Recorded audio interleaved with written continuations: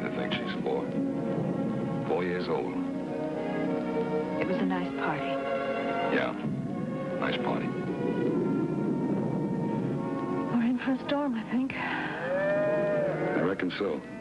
I heard it on the TV. What a sound those cattle make. When I was a boy, there was an old Indian witch used to live down on the Red River. She could talk to animals. She used to say that to the cattle, we were gods. And when they'd gather up outside your house and make kind of noise, they would call and tell them that they ain't the cattle anymore. Are you there, God, Harlan? I breed them and I feed them and I give them shots. And when they're fat, I take them to the slaughterhouse for a man with a 12-pound sledge. Harlan. That's the kind of God I am. Most gods are about like that. Where you going? To get Melissa up from her nap. You just put her down. Then to get away from you. Lydia. I'm sorry, I've been cranky. That's not what worries me. Well, you spend 3 years in and out of this wheel coffin. It is not a coffin!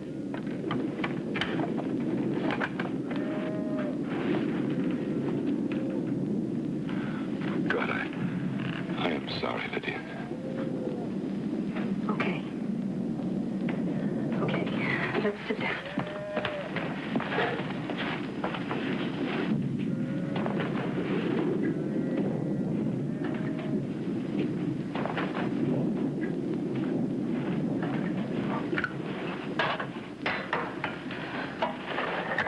Coffee? No, thanks.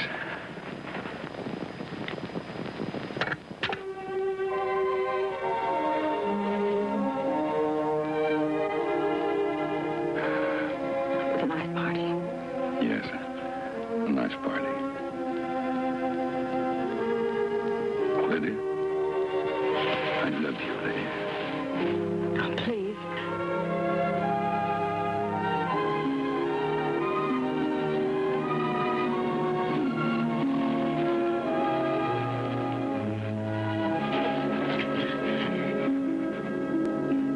You know, you haven't been out of this house in 6 months. Why don't you take a trip, huh? Go on down to Dallas, spend a lot of money. It's okay if you have friends. See your friends. Your husband, he ain't what he ought to be. Shut up!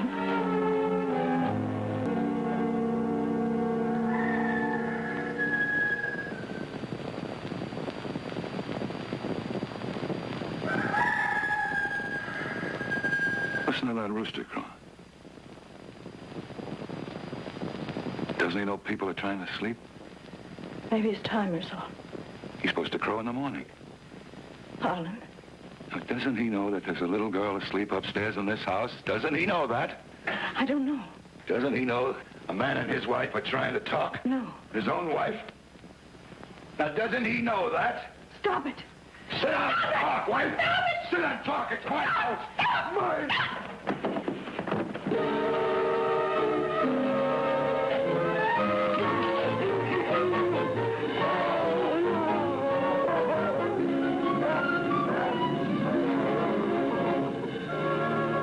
Now, Miss Gray, this is the second time this month.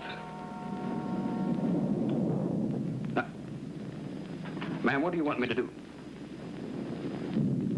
Yes, ma'am, I do know there's a child in that house. No, I don't want to take the chance.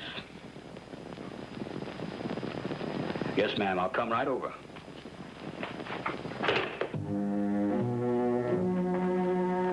Poor old Harlan. Every time he sucks his teeth, she locks herself upstairs and calls the police. Somebody ought to take a good look at her.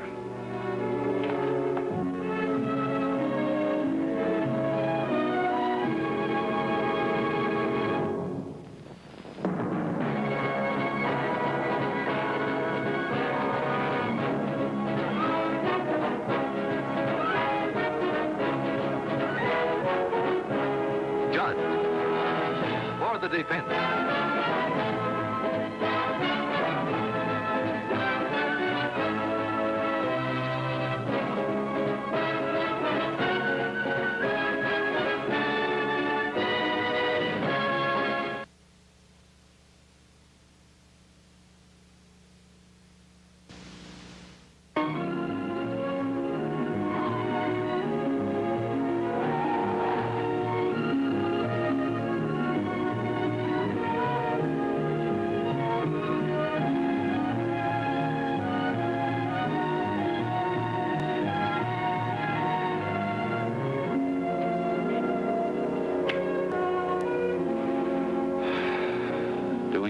third murder this year? This wheelchair doesn't keep me out of a duck blind. You still using that old wired-up 20 gauge? Sporting weapon. Gives an excuse when you miss. You ever do any drinking around here in the morning? On occasion. Lydia's going to divorce you.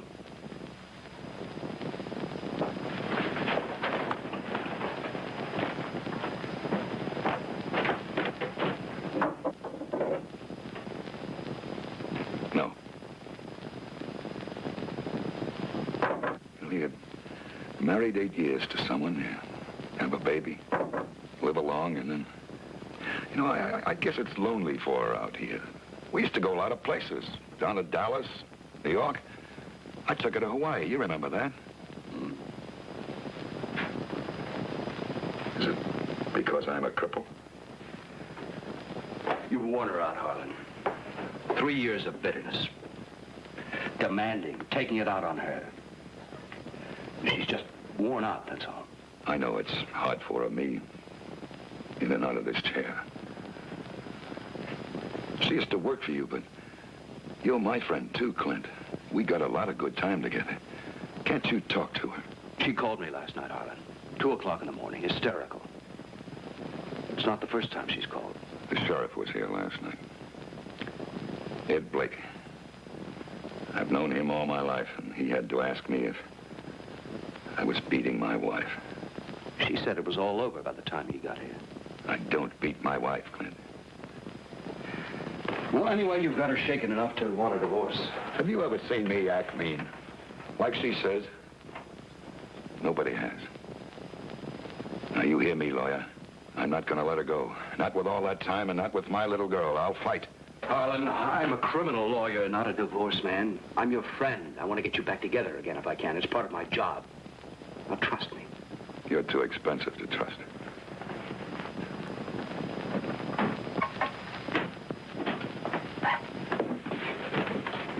Thank you. Lydia? You better run out the car, dear. Bye, Daddy. I'll bring you a present.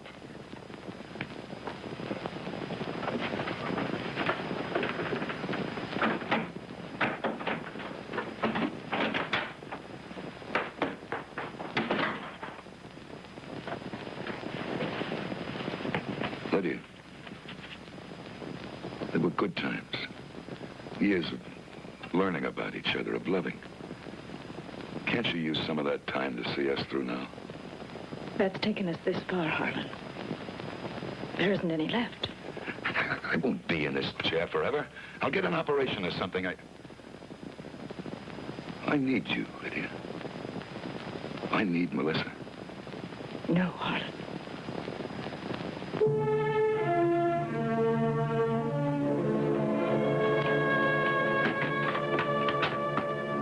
Harlan.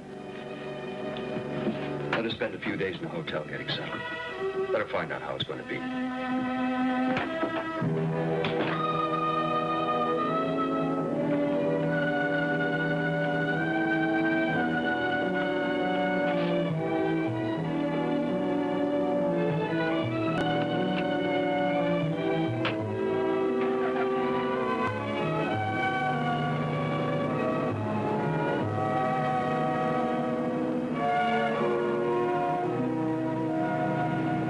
Hotel. We've got the best suite. Melissa has her own room. It's decorated for her.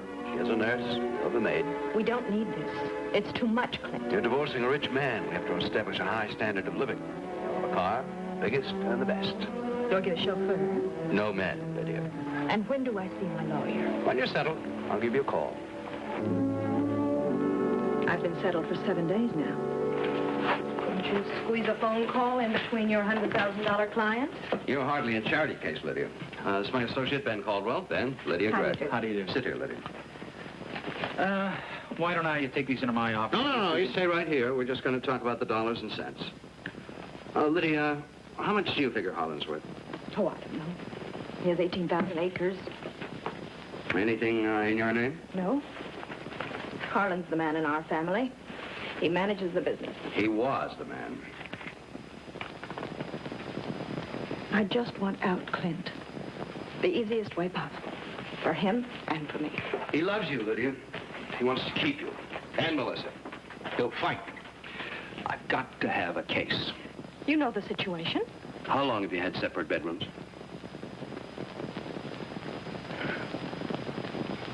We had 5 wonderful years. Meaning that it was not a complete marriage the last 3 years? Do we have to go into that? No. Why don't you tell her that that's not grounds for divorce in Texas? We can use it. We can claim that your husband's physical inadequacy put him into such an emotional state that he subjected you to extreme cruelty. You want to go that route?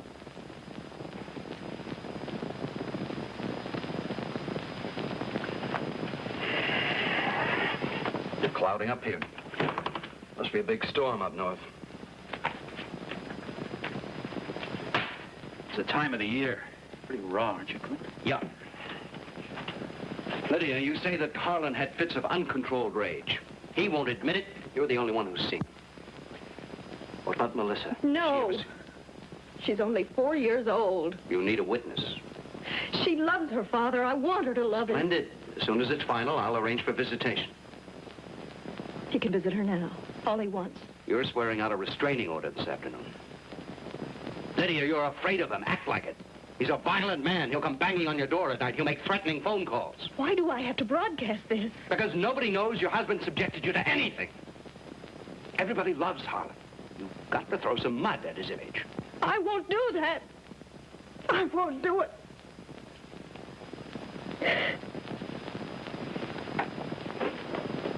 Lydia, I know Harlan's a proud man. But if I call him right now, if he'll agree to go to a doctor about these seizures, if he'll agree to that, will you go back and try again?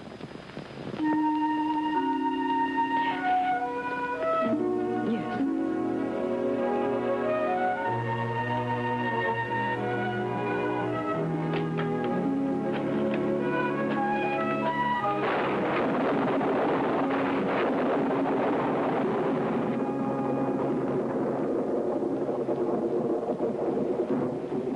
I'm finished, honey.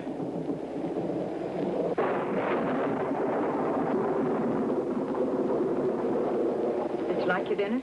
Yeah. Make me think how good it is when you're here. Room has a good smell, even. The sound of you and Melissa playing with those big stuffed dolls. A couple of ladies. We're back now. Yeah, it's gonna work, too. The doctor's a fine start. Yeah, that's right. Well, I'll get on down to Dallas, someplace in a couple, 3 weeks. Weeks? Then we gotta settle down again. I can't, Lid.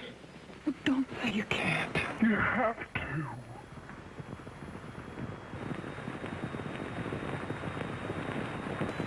Well, you wouldn't talk to me like that if you knew what I know. I know why you go shopping in Dallas. I got full grounds for divorce. All I need to get is my own lawyer. And then out you get, and I'll take Melissa with you. You hear me, Lid? I can throw you out and keep her.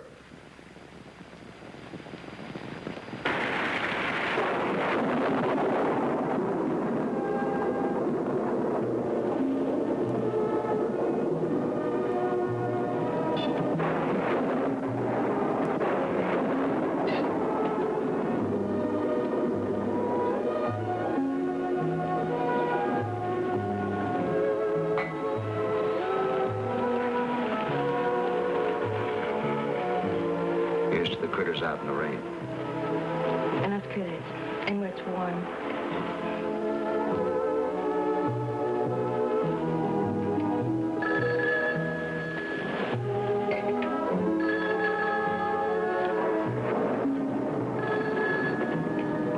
Hello? Clint, I need you. What is it, Lydia? I just killed Harlan.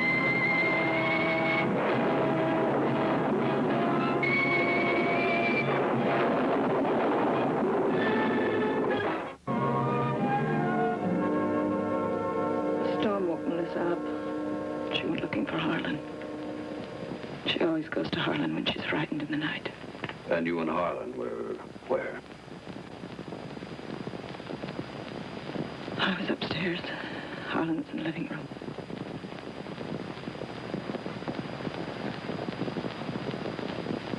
I heard Melissa cry out. I went down. She was standing there screaming at the lightning and thunder. The storm was right on top of us. It was like it was trying to tear the house out by the roots. And then Harlan suddenly went wild, bellowing. He started for Melissa. I ran between them, and then we fought. We really fought. And then I hit him with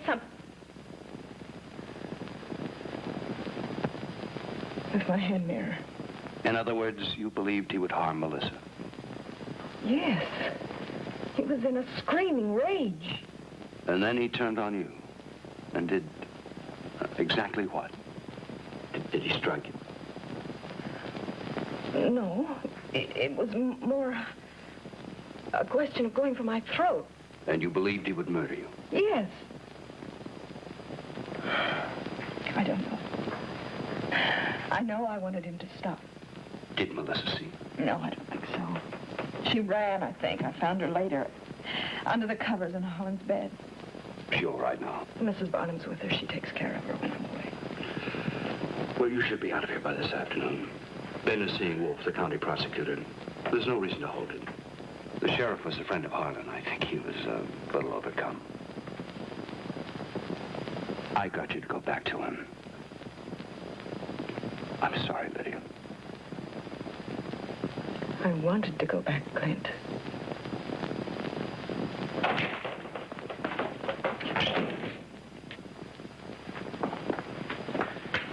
Wolf says they're going for an indictment. For what? Murder warrant.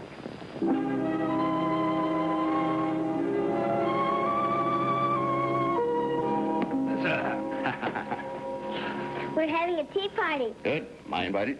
I'm Calvin Wolf. I know who you are. You got here in a hurry, Counselor. You're the man in a hurry. Why don't you have some tea? Oh, yes, have some tea.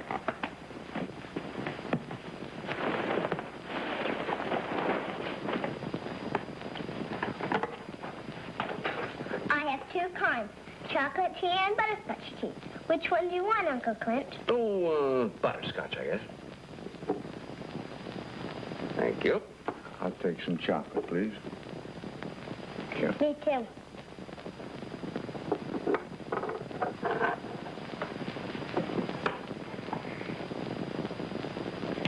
Melissa and I were talking about the weather. No? She said the storm woke her up. I was very afraid. What did you do? I went to find my daddy. What was your daddy doing? I don't know. Was your daddy angry? I don't know. Was your mother angry? I got under the covers. Oh. Your witness. She didn't see anything. I think you're right. We can keep her off the stand. Oh, do you suppose Teddy Bear's feelings are hurt? I'll put him to bed. No.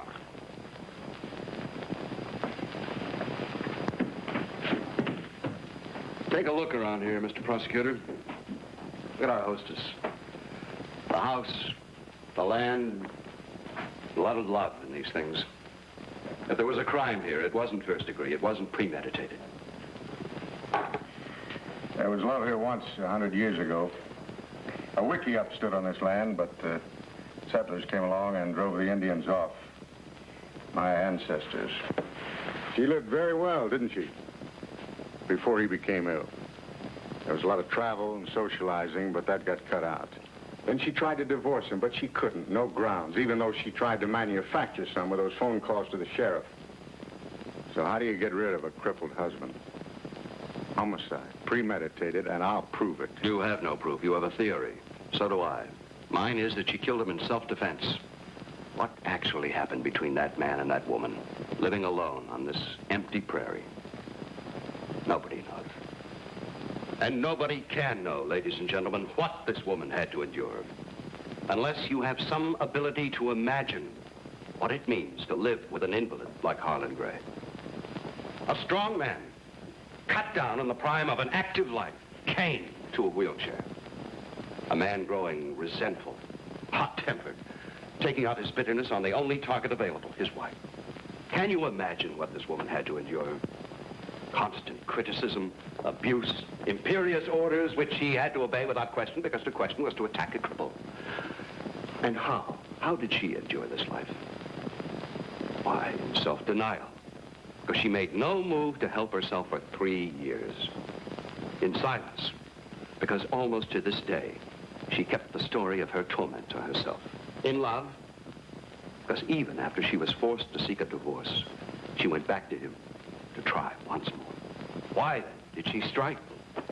The prosecution will suggest various guilty motives. I tell you there was only one motive behind the blow, fear.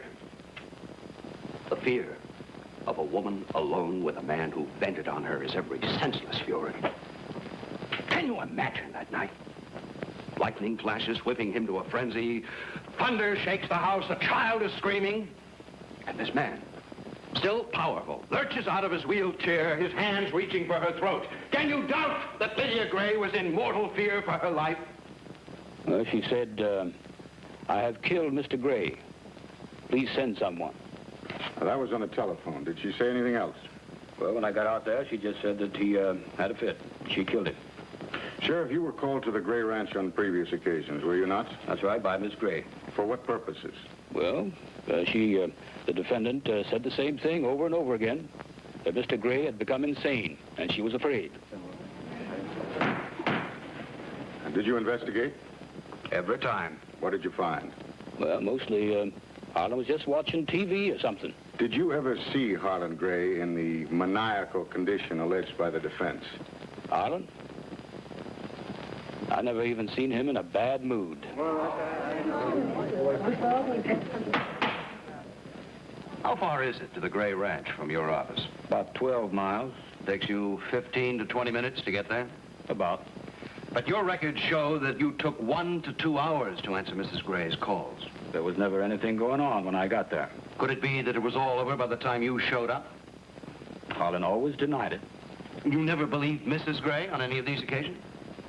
No, guess I didn't. Why not, Sheriff? Well, Harlan wasn't that kind of man. Just didn't figure. Did you know that Harlan used to go to a discotheque in Dallas and dance the frug? Harlan? Doesn't figure, does it? Death was caused by a blow on the head with a heavy, blunt object. Such as the hand mirror I now show you. Defense will stipulate that death was caused by the hand mirror and that Mrs. Gray struck the blow. Thank you. Now, in addition to being county coroner, do you have a private practice? Yes, I do. And was Harlan Gray your patient? He was. What was wrong with his back? Automobile wreck about 10 years ago finally caught up with him. The bone was deteriorating. Would his injury cause fits of extreme rage or insanity for brief periods? Well, there was considerable pain from time to time. That might make him edgy, but not insane. Did Harlan Gray ever indicate to you that he had fits of temper? Never mentioned it. Cause a man could fight with his wife and not tell me. Well, you're pretty even-tempered, Doc. You ever fight with your wife? Can I take the Fifth Amendment on that? Did Harlan have any other physical ailments? None. I ran all the tests. You knew him a long time, Doctor? All his life. You know Mrs. Gray? Oh, yes. Did you ever see any sign that she and Harlan were not happily married, that Harlan regretted having married her? Harlan loved her, I'm sure of that. Do you feel that she loved him? Objection. Calling for an opinion. Well, if it's all right for Harlan to love her in the doctor's opinion, is it out of line for her to love him back in the same man's opinion? You should have objected sooner, Counselor. You may answer the question. I'd say she loved him very much. Thank you, Doctor. You may step down. Redirect the court, please. Doctor, what you've just said is pure speculation, is it not? Well, it's just an opinion. Oh, my dear God. Thank you. What's the matter? Doctor, people pay for your opinions, don't they? Well, that depends on whether they like them or not. Thank you, Doctor. That's all. This court will reconvene tomorrow morning at 10 a.m. Adjourn.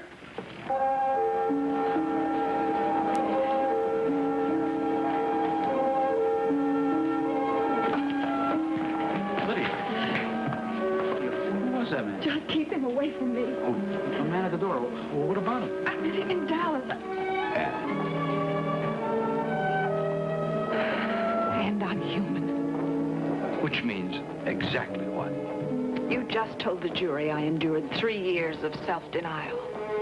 Well, that man can make a liar out of you.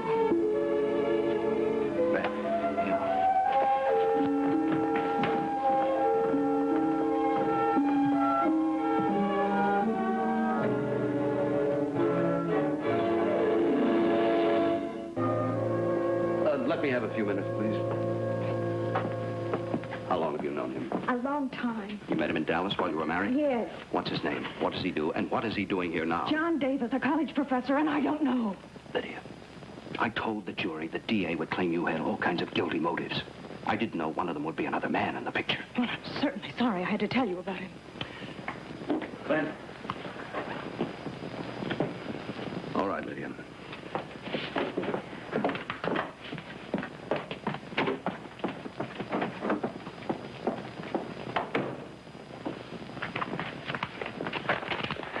Well, he's not on the witness list. Maybe.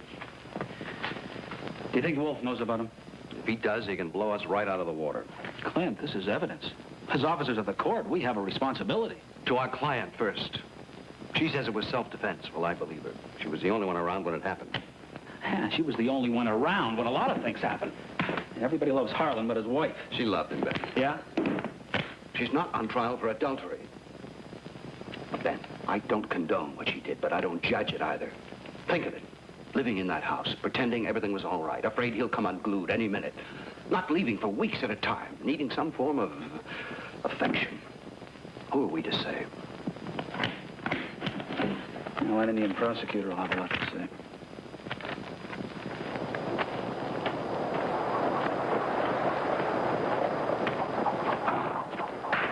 Morning, Mr. Wolf. Good morning. Thought you might like a ride to work. That's very thoughtful of you, especially since my trouble I was in for repairs. George first, though.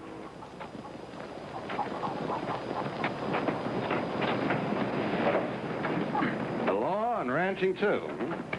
I've got 6 brothers. We own it together. 3,000 acres. We're looking for more. Family partnership.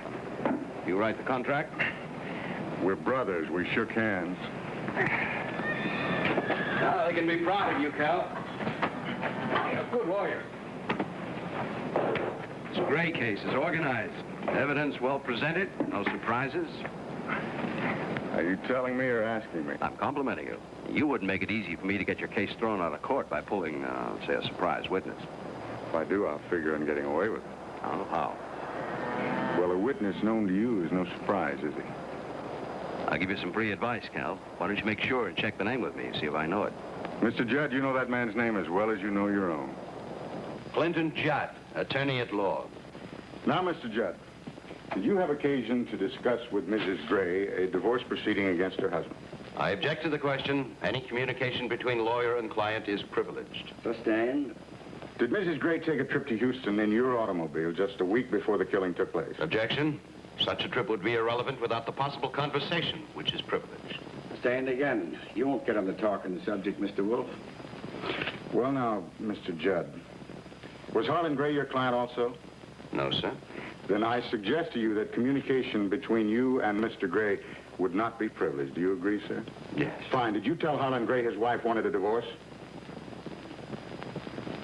Answer the question, Mr. Judd. Yes, I did. You did, in fact, take Mrs. Gray and her daughter away from the ranch house on that very same day. Is that not so? That is so. How did Mr. Gray react to the news that his wife of 8 years was leaving him? He asked her not to go. Did he plead? He did. Was he in his wheelchair at the time? Yes, he was. Mrs. Gray stayed away for 7 days. Did she return because of your efforts to bring about a reconciliation? She returned because she loved him very much. Did you tell her that she had a weak case for divorce? That's privilege. Did you advise her that she would not get a large settlement? Objection. Sustained. The jury will disregard the prosecution's remarks regarding divorce settlement. I beg the court's pardon. I have no more questions for this witness. Your Your Honor, in lieu of cross-examination, I would like to make a brief statement under oath. You may do so, Mr. Judd. I told Harlan Gray on the telephone that his wife would return to him on one condition, that he see a doctor about these fits of violence that he was having. And he agreed to go. Redirect. Did Harlan Gray actually admit he was afflicted? No. Did he deny having fits? He did. So he agreed to see a doctor simply to get his wife to come back. Why shouldn't he? There was nothing wrong with him. Objection. That's a statement of opinion, Your Honor. I object. Now, any further such outbursts in this courtroom will be cleared. Mr. Judd, if you feel the need of legal advice, I notice your associate has just arrived. Would you like to confer? I think I'd better. You're the surprise, huh? Did you find Davis? Yeah, just over the Oklahoma state line in a motel. What's he want? Clint, he's scared. He was at the Gray Ranch the night Harlan was killed.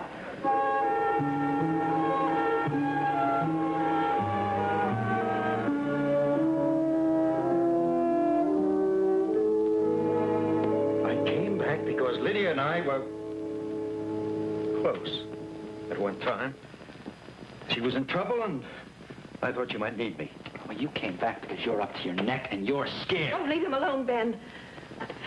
Davis should have called him that night. I'm sorry, John. No. No, he's right. I am scared. I couldn't even handle my classes decently, much less sleep. I had to find out if I'm involved. Lydia, why did you call him that night? Why didn't you call me? Because I didn't want to be talked out of it again. Oh, Clint. Okay. All right, Professor. Just how are you involved? Well, Lydia called me in Dallas. Around 8, I guess. She said she was leaving Harlan, and would I come up? That was only an hour and a half, and we were close. When I got there, it was starting to rain heavily. Harlan begged Lydia not to take Melissa out into the storm. I didn't think she should either. And she agreed to stay. I spent the night in Wyatt. In the morning, I heard that they'd arrested her. I just went back to Dallas. And that's all? That's all I had to do with the whole thing. You suppose anybody would believe that? Frankly? Mr. Davis, how was Harlan while you were there?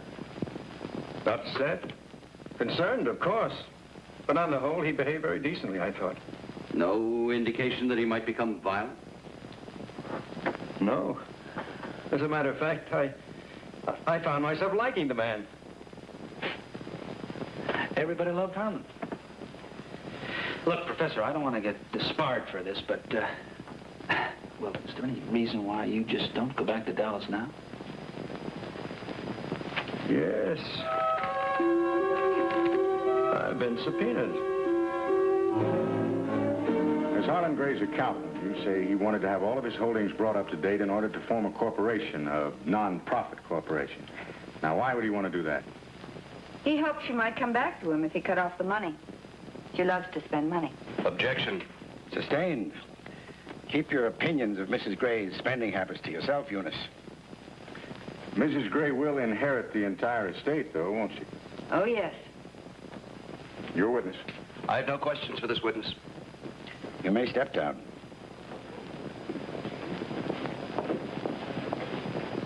The prosecution rests.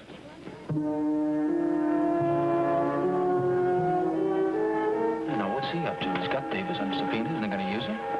There's one tricky redskin. It's a tactic, and a good one. When would Davis' testimony be more damaging, now or after we present our case? After. There's only one way to beat him to the punch. Put Lydia on the stand. And I were driving to Dallas for a night football game. He kept complaining about the approaching headlights of the oncoming cars being too bright. He kept it up. He couldn't seem to control it. And then all of a sudden, he stopped the car and ran out into the road screaming and cursing. And then he sat down on the pavement and cried. He wouldn't let me call a doctor. He said he was just blowing off steam, but he would be all right. That's the first time it happened. And then it happened again a couple of months later. And then every 6 weeks, and then every 4 weeks. And then...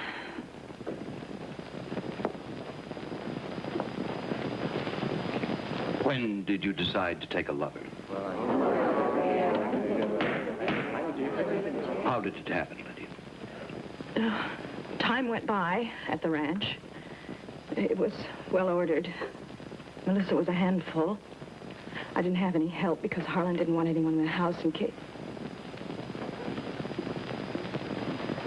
One day, Harlan suggested I go to Dallas to do some shopping and see some friends. He made such an issue of it. And then I was in the city. I was free. I bought everything I could get my hands on. Long dresses, silk dresses, lace, cashmere. I felt very gay and very feminine and very much like celebrating. And then I met John Davis. He was in a department store exchanging a shirt. We went to a tea room and talked. We'd known each other for a long time. And then we had dinner and talked and danced. And I spent the weekend with him. How long did it last? It was over that one time. Mrs. Gray, your attorney tells us that you came from humble beginnings. That you worked your way up the ladder of social success in Houston and Dallas. How is it you came to marry an unsophisticated country boy like Harlan Gray? I guess I saw in him what everyone saw. He was big, fun. And rich? Yes, and rich. I liked that, too. He was a fine businessman. He loved that ranch and the earth and the animals they produced for him. He was tired of being a Saturday night whoop-it-up cowboy, so he came to Houston to find something more. To find you? I was part of it. And Melissa, the life we led. Did you love him? Yes. Always, even when he was sick? Yes. When you deceived him? Yes. And when you killed him? Yes. Then in your view, divorce, adultery, and homicide are expressions of love. Objection. I'll withdraw that. Mrs. Gray, do you generally comb your hair or apply makeup in the living room of your home? No. Then how did you happen to have this mirror in that room? I was packing a suitcase. I was putting that in the suitcase at the time that I heard my daughter call out. I guess I took it with me. You just happened to be packing a suitcase at 2 o'clock in the morning? I didn't happen to be packing a suitcase. I was planning on leaving the ranch the next morning, or as soon as the storm let up. With your friend who happened to be staying in town? The prosecution is badgering the witness. Sustained. So you took the mirror into the child's room? No, I didn't go into Melissa's room. I went down into the living room. That's where Harlan was. I was afraid he was in one of his violent states. So to protect the child, you went to your husband? Yes. Taking this mirror along with you? Yes. To use as a weapon? Isn't that true, Mrs. Gray? You took this as a weapon against him? Yes, I did. Mrs. Gray, when you killed your husband, did you strike him one time only or several times? I may have hit him more than once. I don't know. Why? Did you want to make sure he was dead? Mrs. Gray, did you and John Davis conspire to murder your husband? No. Then you had no plans to get together again? No. Well, now, Mrs. Gray, if I tell you that approximately 3 weeks before the death of your husband, Mr. John Davis made a trip to Minneapolis, would you know what I was talking about? No. Except that I understand he sometimes attends the educators' conventions. You understand, but you didn't see him in Minneapolis? No. You didn't go there to meet John Davis on Friday the 18th? And with him plan the murder of your husband? No. Then how is it that an airline ticket stub to Minneapolis, dated the 18th, was found by the police under the front seat of your car? I was in Dallas, Clint. I was in Dallas.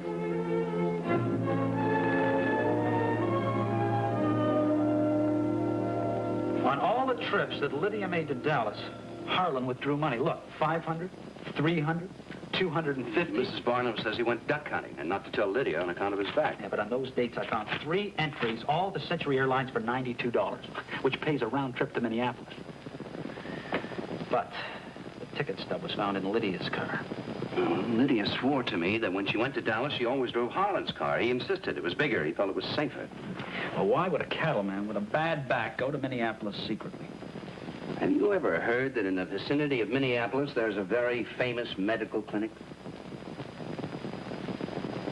Dr. Freeman, I appreciate your flying here on such short notice. And I will ask you to which specialty staff of the clinic you belong. Neurological diseases. Did you have occasion to treat Mr. Bob Putnam? Yes, he was a patient of mine. He flew up about every 3 months. I show you a photograph, Dr. Freeman. And I ask you if you recognize this as Mr. Putnam. It is. Would you please turn the photograph over and read aloud the real name of this man? Harlan Gray. What or how would you describe the patient's condition? Deterioration of the spinal cord, loss of deep sensory sensations in the legs, organic psychosis, general paralysis. Spinal cord deteriorating. Brain damage? Yes, that's correct. Table paralysis is a progressive disease. What are the manifestations of this disease? An inability to walk or to perform other simple motor activities. In this man's case, there was a marked change in temperament. What kind of change? Brief periods of irrationality, totally uncontrolled, extremely violent rages. Doctor, what exactly is table paralysis? Advanced neurovascular syphilis. I didn't know.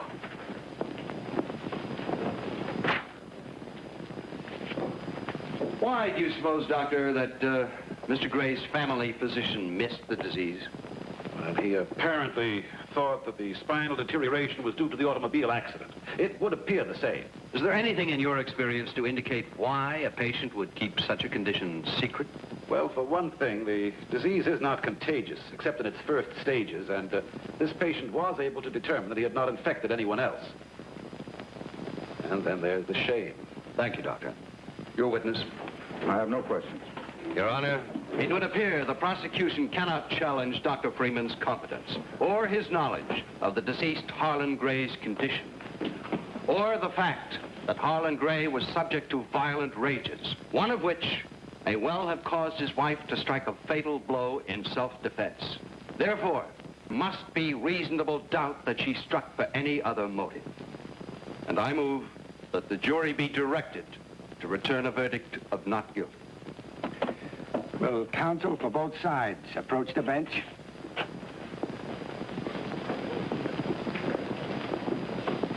What is your position, Mr. Wolf? Your Honor, there are certain aspects of the Harlan Gray killing that I simply can't get out of my mind. I'd have to think about it. I would have to think about it very hard. All right, Mr. Wolf, you do that. This court is in recess.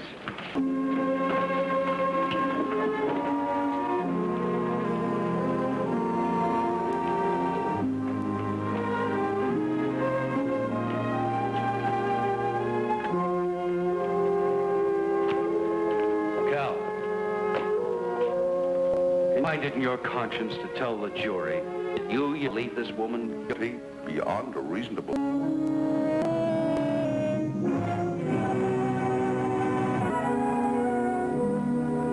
Where are we going?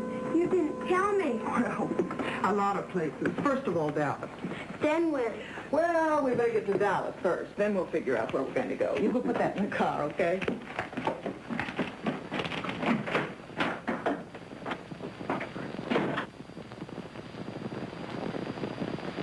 You going to sell it?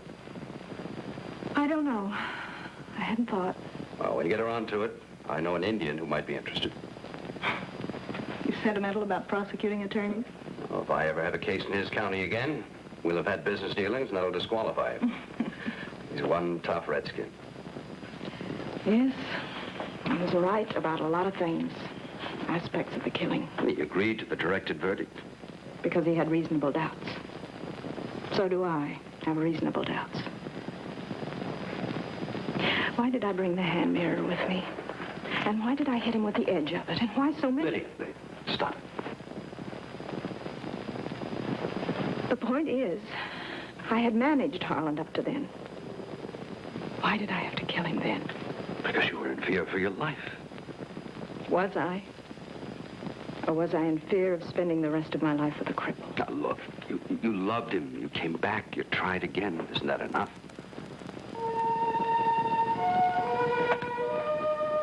I tell you what. I think you better sell it. I don't think it belongs to me.